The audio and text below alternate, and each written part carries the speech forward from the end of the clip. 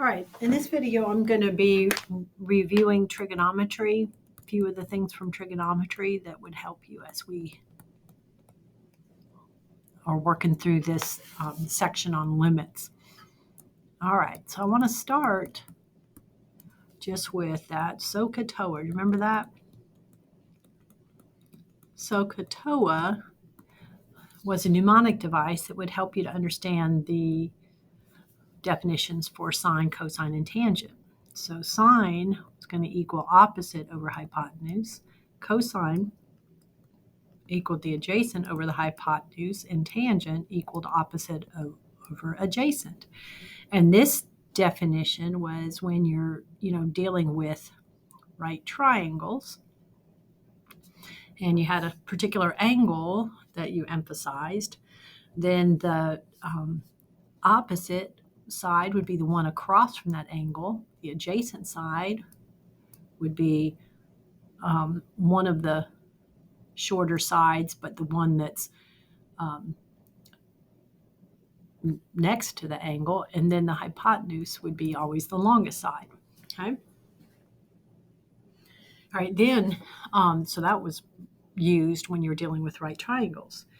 All right, then what we said, well, you can stick that right triangle inside of a circle and let that spot right there be on the circle.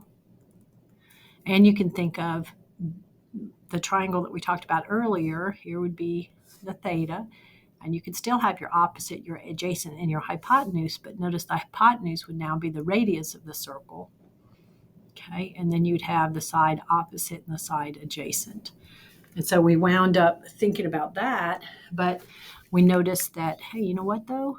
When you're looking at that, the x is like a horizontal length, and the O, that's like a y, that's like a vertical length. And so we wound up thinking about how sine could be defined as y over r, cosine could be defined as x over r, and tangent would be the y over the x. All right, and then what we did is, instead of being just any old circle, we wound up making the radius equal to 1, made it to where it's a unit circle. And when we did that, then sine would turn out to be just the y, cosine would turn out to be just the x, and tangent would turn out to be still y over x. Okay? All right, so on a unit circle, so let me go redraw this. On a unit circle, so if this, oh, that's terrible. We do that one more time. So on a unit circle,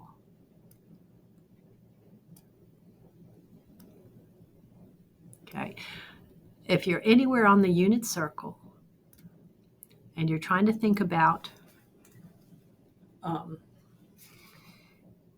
coordinates of a point on the unit circle, you can actually use this result to help you with it.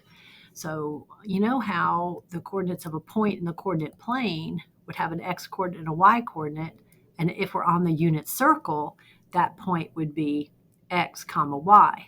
If instead of being equal to 1, if it was just a general radius, then this spot right here would be x over r. This would be x over r and y over r. Okay, but if we're on the unit circle, then the first coordinate is actually going to be the cosine, okay, of the angle, and the second coordinate is going to be the sine of the angle. So that was one of the big ideas. We're going to come back to the unit circle and do more with that, but let's keep on track just for a little bit with the definitions. So we know what sine, cosine, and tangent are, but then we also have these other relationships. So we know tangent of an angle would equal y over x. We know tangent is y over x, but y is really the sine, right? So tangent can also be defined to be sine divided by cosine. Sine divided by cosine. All right, and if I did cotangent, the relationship between tangent and cotangent is that they're reciprocals of one another. Cotangent is 1 over tangent. But since tangent is sine over cosine, I could also talk about cotangent being the reciprocal of sine over cosine. So I could flip those over. That would be true. Okay. And then there's 2 more functions. Okay. All right, oops, let me see if I can get some more paper before I run out. I always hate it when I forget to do that initially. Okay, good. Let me just get a few more pages.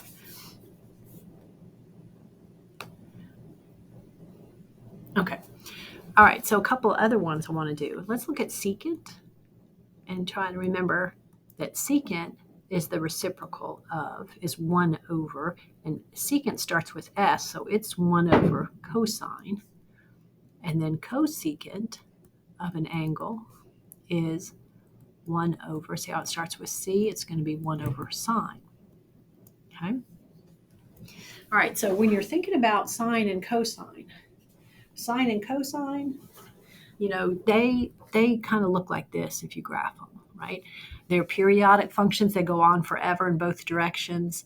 Sine and cosine are defined everywhere. And that's going to be important when it comes time to doing limits.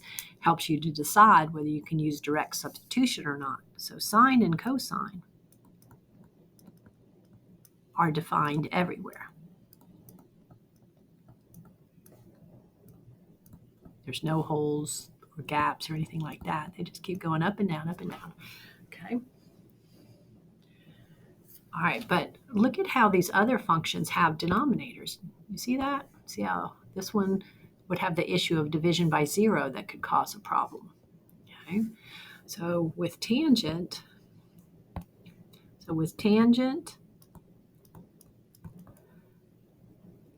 and secant,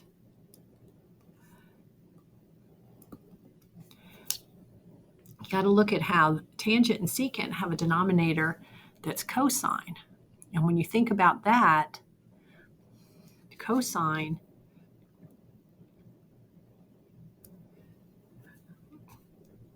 I'll say this, will be undefined where cosine of theta equals 0, because you can't divide by 0. And if you look at cotangent and cosecant, they will be undefined where sine theta equals 0.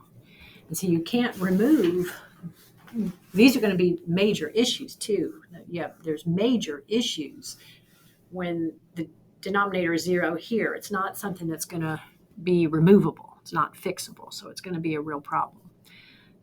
All right. So one of the things that would help is if we could think about where cosine theta equals 0.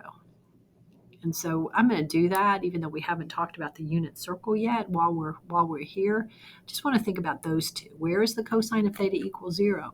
Because tangent and secant are going to be undefined there. You can't divide by 0. Same idea with cotangent and cosecant. It's just for those, the denominator is sine. So you want to know, where does the sine turn out to be 0? So the unit circle can help you with this. We'll talk more about the unit circle in a minute. But if you remember that sine is the y-coordinate, then right here you have the sine equaling 0, and right here you do. And with cosine, it would equal 0 when you're up here or down here, because the coordinates of those points have a 0 as the x-coordinate. Okay? So how this is going to help us is it tells us that tangent and secant are not going to be defined at 90 degrees or at 270 degrees, right? Or if you did it in terms of pi, it's going to be defined everywhere except, so your theta can't be pi over 2, which is 90 degrees. And it can't be 3 pi over 2. And it can't be, you can't wrap around and be anything that winds up touching there or there. So it can't be pi over 2 or any multiple of pi. See how that's 180 degrees apart at pi over 2, or any multiple of pi where you can go either direction, where n is an integer. So if you thought about doing the secant of pi over 2, it'll be undefined. If you did the tangent of pi over 2, it's going to be undefined. Okay? And if you did any multiple of pi, like if you added pi to that, you'd be at 3 pi over 2. You'd be down here at 270 degrees. It'd be undefined there as well. Okay? And then with this one, your angle better not equal any multiple of pi.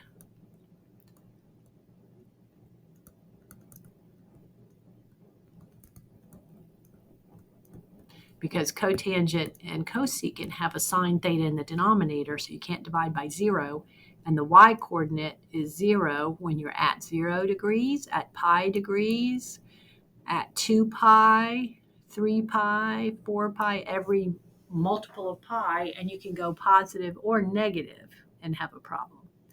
Okay, so this is going to wind up having some importance later. If I'm trying to do the limit of a function, like a cotangent function, and they have the limit approaching a pi, then I'm going to have to see if there's some algebraic technique I can do to solve it, because I can't just use direct substitution. I would get division by 0. Okay, so I'm not sure I was as clear as I needed to be there, but the domains of these functions wind up having a part to play in whether something has a limit and whether that limit can be found by using direct substitution. Okay. All right, well, let's go on and look at the unit circle now. Okay, so we've talked about the basic definitions for sine, cosine, and tangent. We've transitioned from the right triangle to a circle, and then from a regular circle to a unit circle. And a good thing about transitioning to the unit circle is we can kind of think of doing the sine and the cosine. Usually I talk about it like it's an angle, but really instead of just thinking about doing the sine, cosine, tangent of an angle, you can think about it not just being this angle right here, but being the length of this arc right here. All right, that's what a radian is. It tells you how many radians long the arc is. And that allows you to be thinking about the sine, the cosine, and tangent of just any real number. It doesn't have to be an actual angle. It could just be any real number. Okay. All right, so let's go ahead. Okay, so that was the basic definitions. And then the reminder that tangent is sine over cosine, cotangent is a reciprocal of tangent, and that secant and cosecant are related to cosine and sine. Okay, they're reciprocals of one another, and that the letters have to be different, so that'll keep it straight which one goes with which. So cosecant and sine go together, and then cosine and secant go together. Okay. All right, now let's do some work on the unit circle. We started this in class. So you've got a unit circle in front of you. I'm going to draw one. All right, so here's my unit circle. All right, so we know so far that a point on a unit circle is going to have a radius of 1. And that I said it wrong. A unit circle is a circle that has a radius of 1, and that any point on the unit circle will have coordinates x, comma, y, and x will be cosine theta, so these are the points on the circle, and the x is going to be the cosine of theta, and the y is going to be the sine of theta.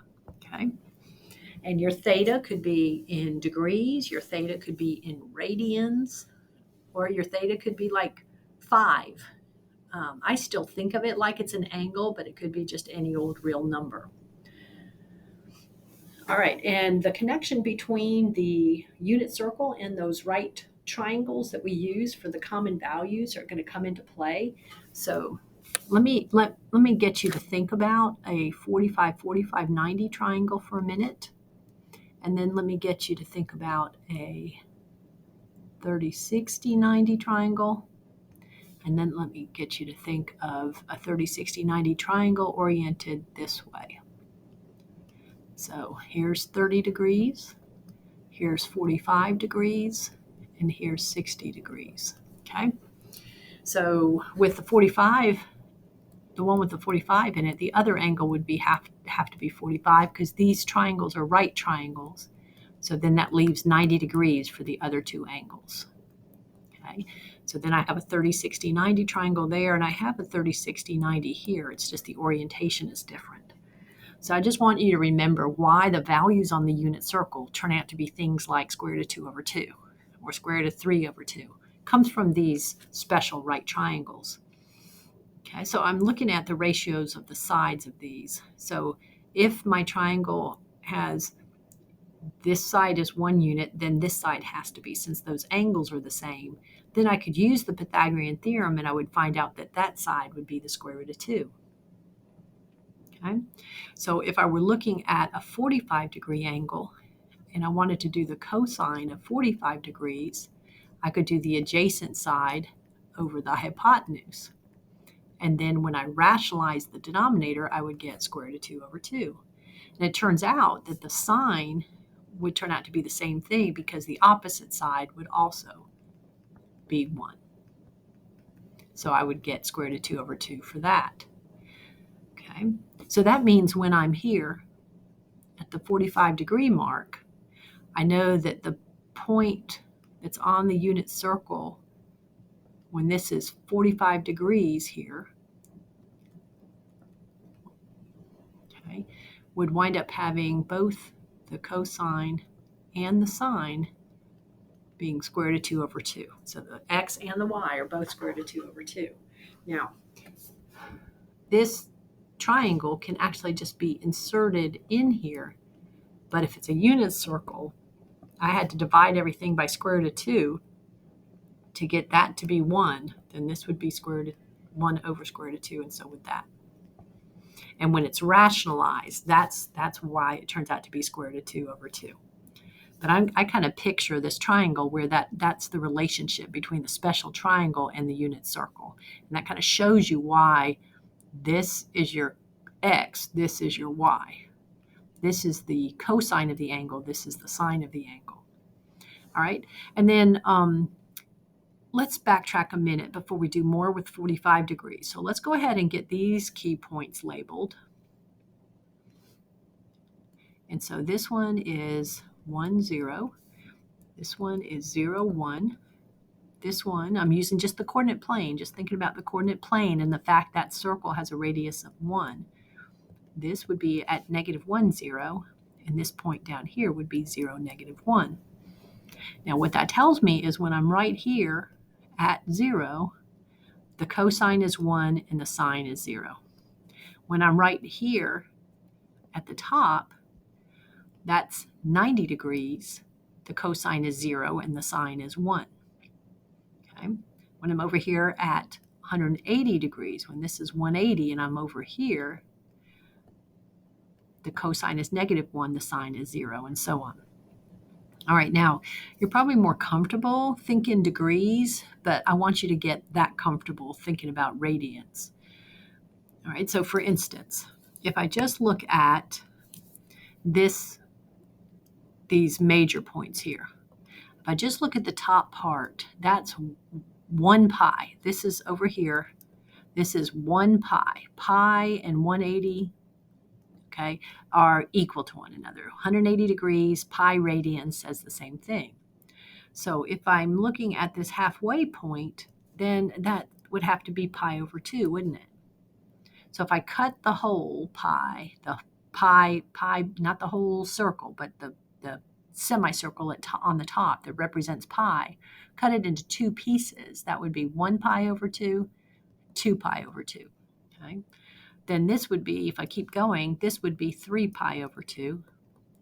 And then this, where I started, which was 0, would also be equal to 4 pi over 2, and that's 2 pi.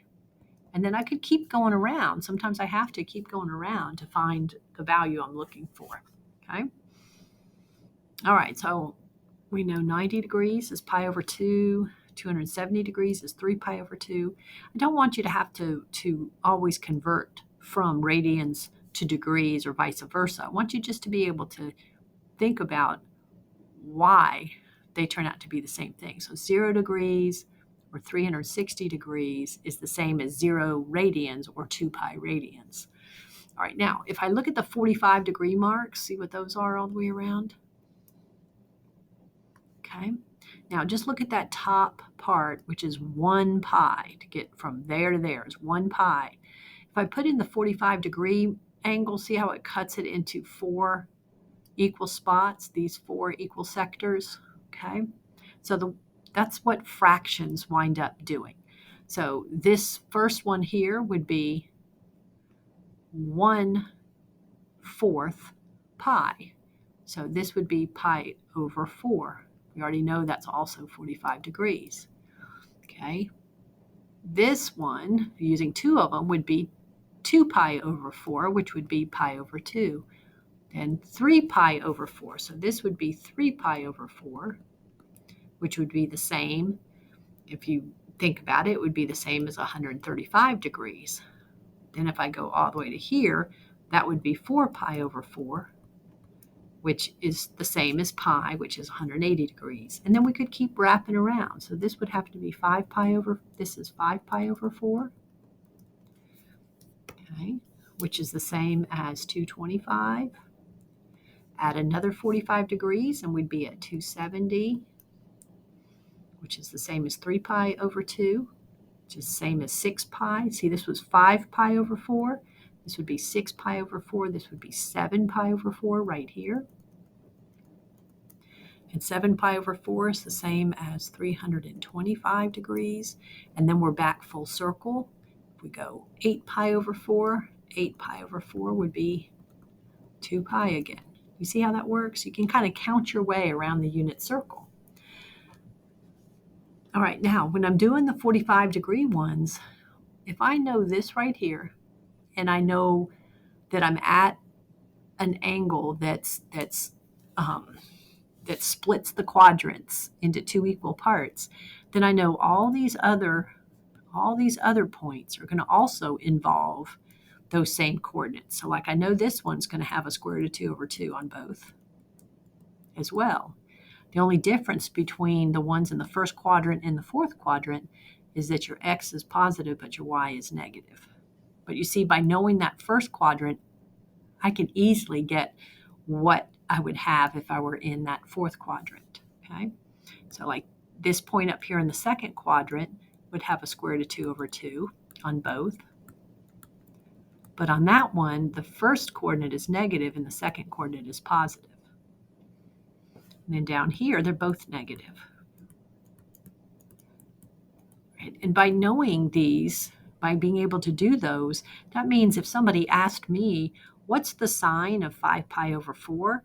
I would go to 5 pi over 4 and I would say it's negative square root of 2 over 2, because I would look at the y coordinate of the point in that quadrant. Okay. All right, now let's look at just another unit circle picture. This time, what I'm going to do is instead of doing the 45, let's split that first quadrant into 3 equal pieces, and then let's keep it going all the way around. So I'm cutting each quarter into 3 equal pieces. Okay, so this whole thing is pi, but the way to count your radians on that is that this first one would be pi over 6. That's because that's 1, 2, 3, 4, 5, 6 equal parts, and I'm only at the first one. So 1 pi over 6. Okay, 1 pi over 6. This would be 2 pi over 6, which reduces to be a third. This would be 3 pi over 6, which reduces to be 1/2 pi. And I should have had the pi on that. I'll write it with the pi on top. So that would be 1/3 pi, or pi over 3. This would be 1/2 pi, or pi over 2. Okay. So I want you to learn that counting idea. So this would be 4 pi over 6, which reduces to 2 pi over 3. 5 pi over 6. And then here we're back to pi, because 6 pi over 6 would equal pi. And I can continue all the way around, can't I? 7 pi. 8 pi over 6, which is 4 pi over 3. Okay, 9 pi over 6, which is 3/2 pi, 3 pi over 2. 10 pi over 6, which equals 5 pi over 3. This is 11 pi over 6. And then when we get all the way back, we're at 12 pi over 6, which equals 2 pi again. Kind of see how to count it, how to find out where you are. All right, now let me go in and let me highlight the ones that wound up simplifying to be thirds. That would be there, there, okay, there, and there. So see, what happened on that is I could have, instead of counting by 6, I could count 1 pi over 3, 2 pi over 3, 3 pi over 3, which would reduce to pi, 4 pi over 3, 5 pi over 3, and then I'd be back around here at 6 pi over 3, which reduces to 2 pi. But the pi's over 6s and the pi over 3s, you kind of think of those usually at the same time. What we're going to be looking at is this triangle. Let me do it in red. This triangle versus, not versus, but, and then we have this other triangle. One of them's like, their orientation is just a little different.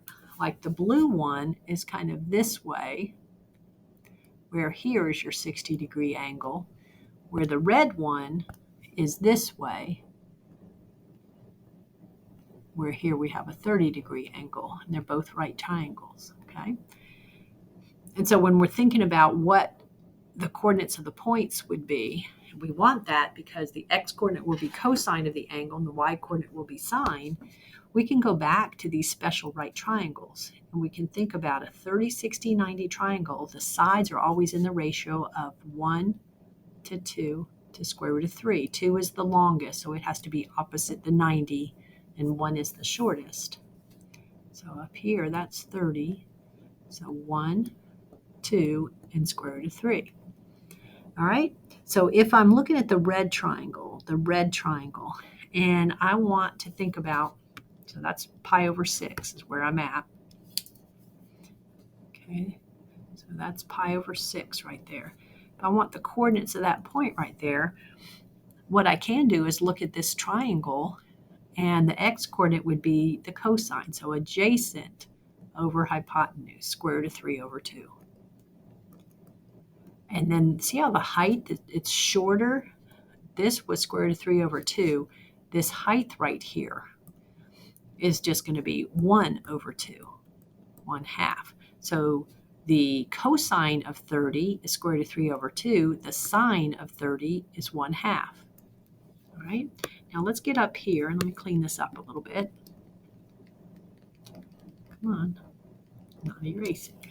Okay, so here we're at pi over 3, if you remember. That reduced to be pi over 3. It was 2 pi over 6, or pi over 3. All right, when I'm there, I'm looking at this taller triangle, and I'm thinking on that one how the x-coordinate, see how the x is the shorter dimension? So notice how it's the adjacent, which is 1 over the hypotenuse.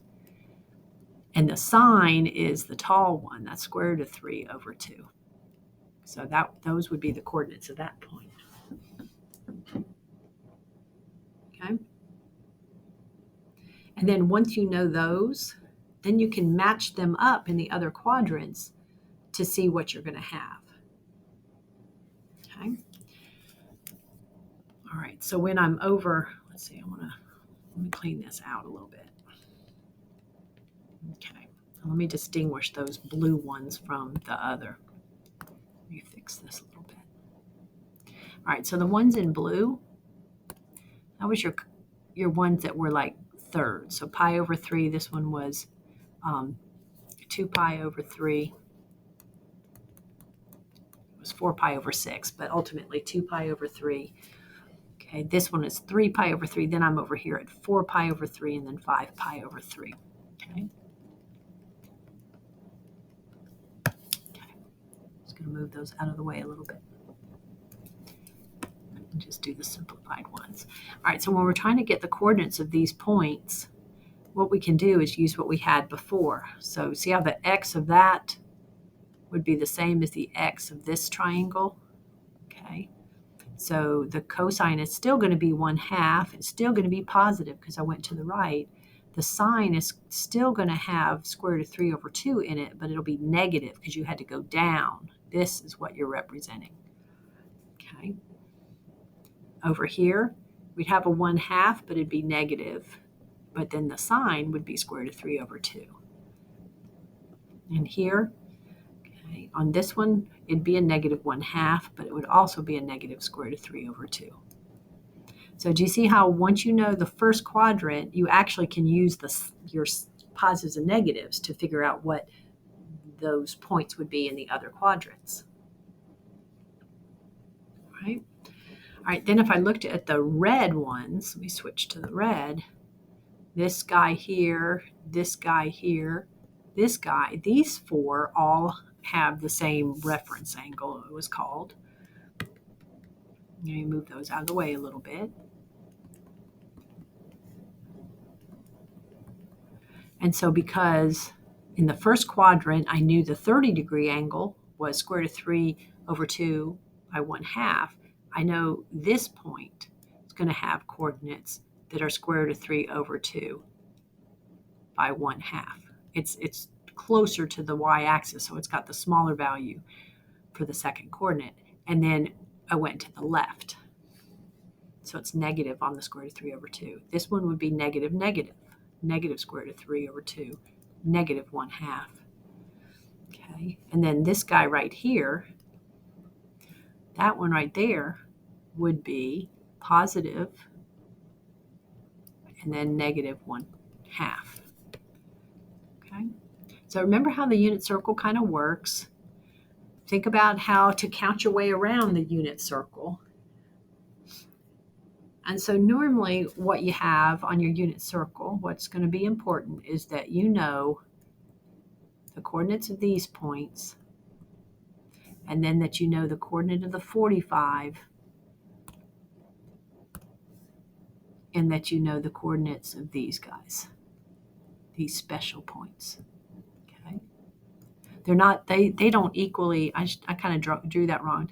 They don't equally split that first quadrant into equal spots, and I made it look like they do. That's kind of a misconception people have, so let me draw that better. All right, so there's your 45. And then your others cut it into 3 equal spots. Okay, so it looks more like that. They're closer to the 45 than you think. And then if you know these two, and then know this guy here, you can use that information to get the special locations on the other parts. And then you don't have to use your calculator to wind up finding the sine, cosine, and tangent. Okay. And then remember, pay attention to, like, watch the mode. Which is appropriate, degree or radian? Most of the time in calculus, you're not talking about angles. You're not talking about things in degrees. You're talking about real numbers. So that big problem sometimes is that people are in degree mode when they should be in radian mode. Okay. All right. So that's about what I wanted to remind you about. Okay. So it's not a super polished video, but I want you to just kind of get a refresher on the unit circle, understand SOHCAHTOA, know that the tangent is sine over cosine, right? That secant and cosecant are related to sine and cosine, and to notice that several of the trig functions have denominators, which means they're not going to be defined everywhere, which means you have the potential of zeros and denominators.